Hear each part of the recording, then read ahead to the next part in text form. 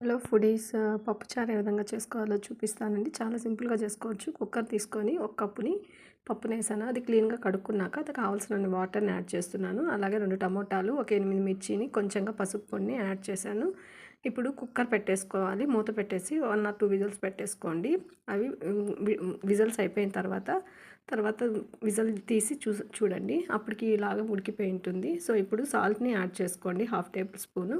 ఇప్పుడు ఇలా దుద్దేసుకునేసి కొంచెం మెదిగేదాకా తర్వాత చింతపలుసుని కొంచెంగా పెట్టి ఇందులోకి యాడ్ చేసుకోండి. ఇప్పుడు ఒక ప్యాన్ పెట్టేసి అందులో 2 టేబుల్ స్పూన్ ఆయిల్, కొంచెం ఆవాలు, జీలకర్ర, అదేవిధంగా శనగపప్పుని యాడ్ చేసుకోండి. అది కొంచెం ఫ్రై అయిన తర్వాత అదేవిధంగా ఒక ఆనియన్ని యాడ్ చేయండి. అది బాగా ఫ్రై అయిన తర్వాత ఎండుమిర్చి, అదేవిధంగా తెల్లగడ్డలు, కరివేపాకుని యాడ్ చేసి ఫ్రై చేసి పప్పులోకి మిక్స్ చేసి ఇంకా సర్వ్ చేసుకోవడమే.